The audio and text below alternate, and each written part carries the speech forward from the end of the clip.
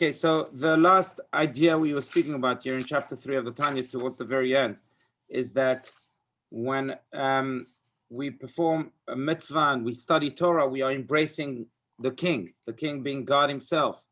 And it doesn't matter whether the king is wearing multiple clothes, multiple layers, or we are wearing multiple layers when we hug the king. The hug is a hug. Whether you have 10 layers or 1 layer, it doesn't matter. The hug is a hug. And that is true, as mentioned, both from God's perspective, because God, of course, conceals himself here in this world. And when we hug him through Torah and mitzvot, then we are not hugging the naked God, so to speak, to use this analogy, because the world conceals God, and at the end of the day, we can't be exposed to God's complete essence, complete light. We would melt away, so to speak. Our souls would expire immediately, which is, by the way, what happened during the giving of the Torah Mount Sinai when God added the first 2 commandments. He was so moved by his voice that our souls expired. So he's wearing a few garments, and maybe sometimes we're wearing a few garments, because, you know, we too are immersed in all sorts of things. But still, the embrace is an embrace, and it doesn't matter how many garments the king or us are wearing. That was really the big idea. So let's continue in middle of page 140. Likewise. Does anyone want to read? I'll read. Please, thank you, Margot. Yes. Okay. Likewise, when the king, for his part, embraces one with his arm, even though it is dressed in his robes.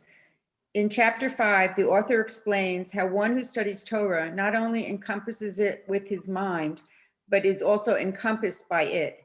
Thus, it is comparable to one who embraces the king while the king embraces him. He envelops the Torah while at the same time the Torah envelops him. Right. It's a beautiful idea. You know, there's a passage in the Talmud that speaks about how the vessels of the tabernacle were carried in the desert. And of course, every vessel had to be carried meticulously from place to place. Altogether, they had 42 stops in the journey, the 40-year journey from Egypt to Sinai, to the Promised Land, to Israel. And between those 42 journeys, they carried the vessels. Now, there is one vessel that was almost carried by itself.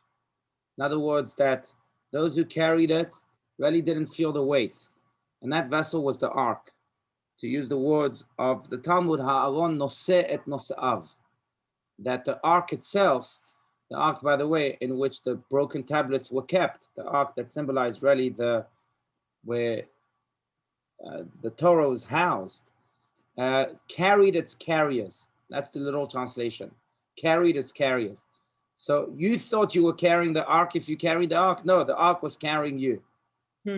And in a way, this is what Rabbi Schneerson is saying here, that when we engage in Torah, or engage not just in the study, but in the actualization of Torah, we think that it's a one-way street, one-way direction from us to the Torah, but rather it's the Torah towards us. We become one with it. Come here, Josh. I'm going to take a quick pause, everybody, and introduce you to the groom of the day. Josh, many of you know, is getting married today. Yay! Wish him a happy Mazel Tov. Yeah, he just went to the mikvah, and now he's a new kid. You can see the light. It's wow. Like glowing. Mazel Tov, Mazel Tov. Mazel Tov. Wow. How was it? Good. Yeah. Yeah. Because of the gas. Yeah. Oh, It's freezing. Okay, good. Wow. Yeah, that's one way to look at it. Okay, all right. We'll see you later. See Okay, you. later. Mazel Tov, Mazel Tov, Mazel Tov. This is our security man. That's right. This is the security guy. Yeah. Who really gives countless and countless of hours to protect the shul. Beautiful. And you know, we speak about a two-way street, so it's a very apropos, because just as he protects Hashem's home, Hashem, I'm sure, will protect his home too. Amen. Amen. So, anyhow, just went to the mikveh, and the mikveh was freezing, but okay, it's one way to wake up in the morning. Yeah. All right. So, so just to go back, so that's the power really of studying Torah, that the Torah itself carries you, and the Hashem himself, is infused in you. Now, there's another passage in the Jerusalem Talmud that says that a person should always study Torah, even if he's far, far away from, or is immersed in impurities. Why? Because those are the words, which means the light in the Torah will make a person return to good, turn to goodness. Again, because when we study Torah, it has an impact. God hugs us, and you can't remain indifferent to the hug of God. Rabbi Stein's big idea was to let my people know. Play on the words, of course, of let my people go. Now, I would often hear him say that, and he would often also quote the verse in the book of Psalms that says, Ta'amu ki tov Hashem. That all he tries to do is to make people taste and see. Taste, and see how good God is. Ta'amu ki tov Hashem. Because he has no doubt that when a person truly tastes Torah, it makes an impact. Just the tasting itself, it almost changes you. And then you see how good God is, and that in and of itself turns you into a whole new being. And it's almost like those, you go to Costco and you have all these Costco stands that try and make you taste all sorts of things. Sometimes you buy the product, sometimes you don't. But we're so sure about the Torah and how transformative it is that that Costco stand, you'll for sure, buy the product, for sure. That's all really that's the power of the Torah. It carries its carriers. No set, no self. Okay, let's continue. I mean, I'd love to hear your ideas, comments, etc. Otherwise, we can continue a little bit more. Yes, Ronnie. So, a hug. What happens during this hug? What's happening? What is the person feeling when God hugs him or them or her? Right. That's a great question. I think everyone feels it differently. Some people feel something that, like we said, transformative, and it transforms that life. After that hug, they're not the same person. Some people, it's a spiritual awakening where they feel uplifted and in better spirits maybe, and as if they can conquer the world, but it doesn't stay forever. And if one doesn't capitalize on it, then it can dissipate quickly. For other people, it evokes tears. Other people, it evokes smiles and joy. But there's an emotional reaction, no doubt. And sometimes there's an intellectual reaction too. And sometimes, again, there's a very deep spiritual transformative reaction. Depends. So you said it was a great question. So that was a great answer. Well, I don't know. and so there was a word I heard you use was joy. And I think no matter what your experience, when it's all done, you feel joy. Is that a true statement or not? It's a true statement. It's consistent with the answer King David would give you to your question. Because in Psalm 19, he says as follows, Torat Hashem temima mishivat nafesh, Pikudei Hashem yesharim mesamchei lev. That the Torah of God is complete. It soothes the soul. And the mitzvah of Hashem, Pikudei Hashem, commandments of God, rejoice the heart. So there you go. And it as I'm listening to you speak, it's something in the morning. What a wonderful way to start the morning off with a hug from God. Right. That's beautiful. Really beautiful. So God is feeling the joy as well. Yeah, no doubt. I hope. No doubt. No doubt. The Tanya speaks much later on.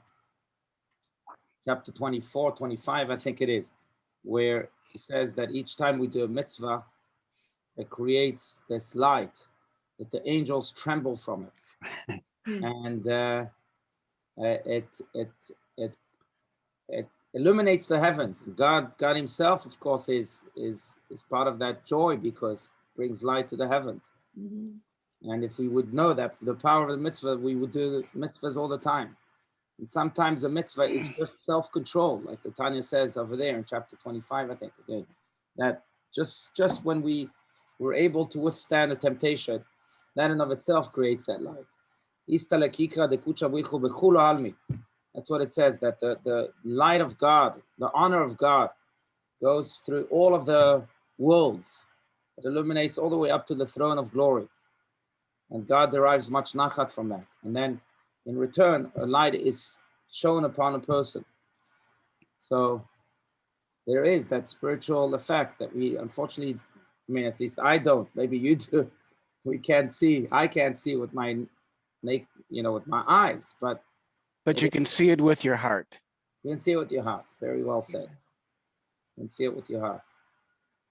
Rabbi Levi Yitzchak Berditchev famously would say that if you bring a talit katan, a tzitzis, right, or any mitzvah, but use the analogy of use the example of a tzitzis, into heaven, into Gan Eden, paradise, the whole paradise would burn down. That's how you put it. There's the power of one mitzvah that they don't have in upper worlds. Remember, that's what we're speaking about. Upper worlds, they're just spectators. We're on the stage here. So if you bring just one mitzvah, the light of that mitzvah is so strong that it burns down the entire paradise. It's like bring the power station to your electricity at home. That was Rabbi Levi Yitzchak Berditchev's example to illustrate this. But it's true, the power of a mitzvah, the power of that hug creates so much light that no doubt God feels it, and there's so much joy from God himself too. Yeah. Yeah. All right. Any other comment, idea, thought? Okay, we can continue here. So speaking I think it may have burned down already. Because I see so many good things that have happened, and good things that our people have done through the generations. I just it's timely because I watched this movie last night called the Red Sea Diving Resort, about the rescue of the Ethiopian Jews that were smuggled out through Sudan under very, very dangerous, treacherous conditions. And it was an amazing operation, saved thousands of Jews from Ethiopia. I think it was it Operation Salmon, Rabbi? Yeah. And there were two, Operation Moses and Operation Solomon, right? So they were. This was the land and sea rescue. And and I just broke down. I saw this. I saw these people risking their lives to save fellow Jews and bring them to Israel. And they're getting off the plane and kissing the ground and establishing new lives. And I thought, wow, this is it. This is just one example. So I don't know. I'm just very moved by how much goodness there's been, and surely more to come. Yeah. So I don't know. It may have burned already. We'll see. Oh, it's true. It's true. No doubt. I was thinking about it 2 weeks ago. You speak of rescue operations. 2 weeks ago, there was a man who passed away in Israel. His name is Shlomo Hillel.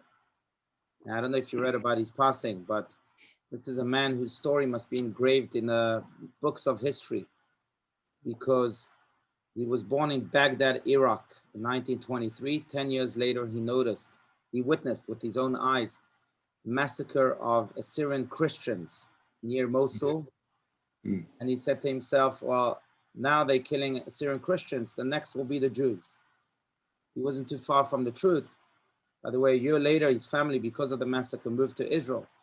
In 1941, inspired by Hitler, the Muslims then massacred the Jews on the first night of Shavuot, and that massacre lasted for about 3 days. Hundreds, if not thousands, of Jews were murdered cold-bloodedly. Where? In Baghdad, Iraq. Jews from Iraq until today refer to that massacre as the Farhud. You can ask any Iraqi Jew, they'll tell you, 1941.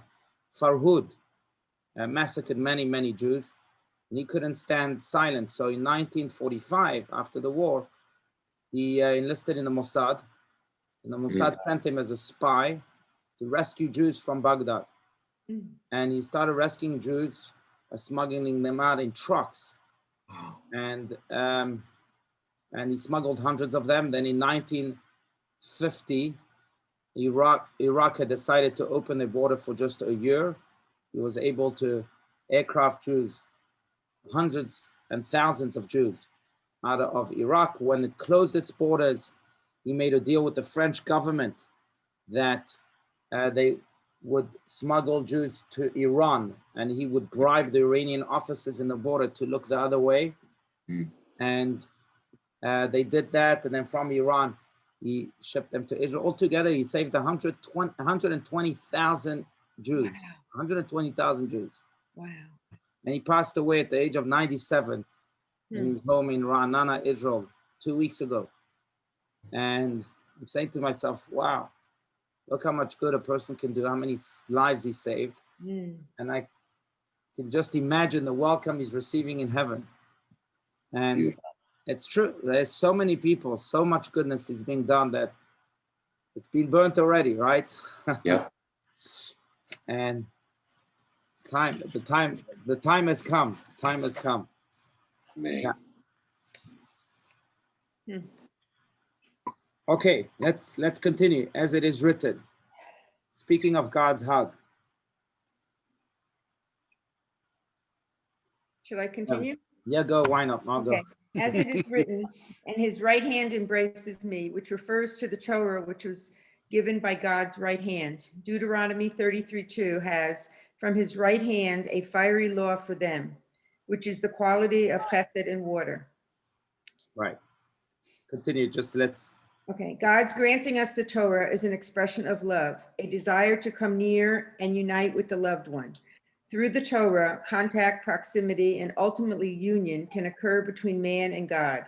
In Kabbalah, the right hand or side is the side of chesed and love. Water is a name for bestowal and love. Right. So as we've learned, there are 7 attributes. Each attribute really refers to a different side, even of the body.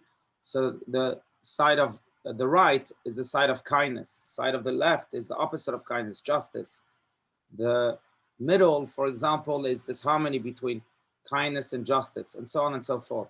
But the Torah was given with God's right hand, as it says. Now, in a way, God's right hand is also referred to in the Song of Songs, where God tells us, "Smolo tachat leroshi, v'yamino techabekeni," that his right hand will hug me.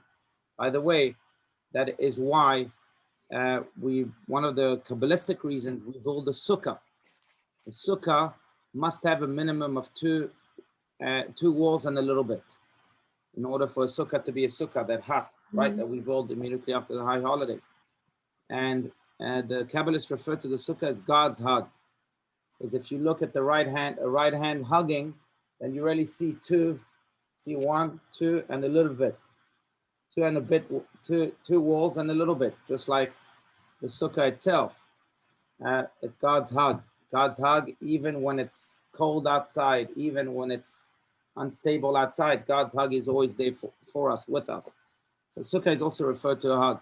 But the Torah here is what is being referred to a hug. Torah that was given out of love, out of God's kindness to the Jewish people, because he wanted to communicate with them. He wanted to have a relationship with them. So he gave us the Torah. And that in and of itself was the greatest hug we can receive. It's God saying, hey, I want to be there with you. I want to be there for you. That's what the Torah is about. That comes again from God's kindness and love, from his chesed. And in a way, that's the biggest hug we could have received.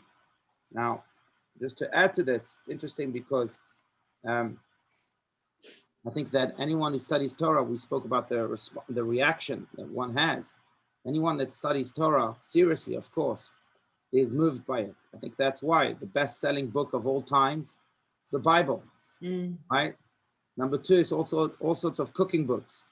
Interesting, because so we can be very spiritual and we can be also very physical. But the best-selling of all times is the Bible. Now, how could that be? I think, again, that it's reflective of what we're speaking about. When one studies the Torah, something is triggered. You can say the Torah is a bunch of primitive laws and ancient wisdom, we would buy the Bible. But there's something to be said about the fact that, you know, numbers, statistics show differently, because you can't remain indifferent when you study Torah. Yes, Ronnie. So 2 questions. What is significant about the right hand? Was God a righty and not a lefty? What is, yeah, let's start with that. Oh, good question. So, are you a lefty? I have to ask you. I'm not. No, okay. My wife is, don't worry. So, okay. By the way, lefties have more, apparently, have greater artistic talent than righties. But no, God is not a righty, nor is he a lefty. God is also not a human being to have, you know, those inclinations. But it just refers to, in general, the way God compartmentalizes his attributes. And the right side, in a way, is also because, I know it's interesting, even in English, when you speak of right, the word right has a dual meaning, right side and also right, as opposed to wrong. But in Hebrew also, Yemini also refers to the strength. Yamin can also mean strength. That's why Binyamin was called the son of my strength. It has that connotation. Now, does it mean that if you're a lefty, you don't have that strength? No, it just means that in general, right? The right side is the side of kindness and the left is the side of justice. They had to, so if, yeah. I'll accept it. Yeah. What was the second question? You talked so long, I forgot. That's what my children tell me. Gosh. Terrible. Okay. You know that, okay, whatever. Then you're going to say it too long. All right. Okay. Any other idea, question, thought? Otherwise, we can conclude here, chapter 4. Okay, so let's go to the very conclusion of chapter 4. Next week, we'll start a brand new chapter. In this chapter, who wants to conclude it? Anyone else? Or Margot? I'll read it. Okay, all right, Jordan, thank you. Go for All it. right. In this chapter, the author discussed the garments of the godly soul. The godly soul achieves the ultimate realization of its holiness and greatness through its garments, which are the thought, speech, and action of the Torah and mitzvot. Furthermore, the Torah and mitzvot are not only garments of the soul, they are also the garments of God, within which he is found. Although the Torah and mitzvot, as they are revealed to us, do not manifest the divine essence as it is, which is utterly beyond apprehension, God has contracted his will and wisdom within them in a series of hidden steps or successive rearticulations, the last of which is the Torah as we know it, formulated as a doctrine and philosophy comprehensible to the physical mind and as a guide to physical life. Thus, on the one hand, the Torah is garbed within mundane and material matters that the soul, vested in the material body, can identify with, clothe itself in, and unite with. On the other hand, the Torah and God are one. Therefore, when a person immerses his mind in the study of Torah, and when his 613 organs are involved in the doing of the 613 mitzvot, he is at that moment cleaving to God himself, with no intermediary and no partition in between. Thus, although the Torah is garbed in many garments, these are but veiled expressions of the divine essence. These, in turn, become garments for the godly soul, which itself is literally a part of God above. Right. Okay, so this is a beautiful summary of everything we've learned here in chapter 4. But the big idea here remains that the study of the Torah, or by the study itself of the Torah, by the fulfillment of the Torah, by doing mitzvot, is really a way, maybe the only way that we as human beings have to merit embracing God and having God embrace us. And then again, as mentioned, that when that happens, then our being can remain indifferent, and something occurs. There's a trigger there. I do want to mention, just celebrated Purim, so I want to connect this to Purim a little bit, but maybe it's a thought we've shared in the past, and maybe not, but one of the most moving, it's very subtle, and many people overlook it, but one of the most moving descriptions or verses in the story of the Megillah is about the evil Haman who wanted to exterminate the Jewish people, and how he was invited to a feast with Esther. And then he was invited to a second feast with Esther, right? And the king. After the first feast, it's him, Achashverosh, the king, and Esther. And they have a meal, and then Achashverosh tells Esther, well, why did you invite me to this meal? And again, she tells him, well, I'll tell you tomorrow if you can come to the next meal I'll prepare for you and Haman. That day, Haman goes out of the feast, and it says, Vayetze Haman, Sameach v'tuv lev. He came out of the feast happy and good-hearted.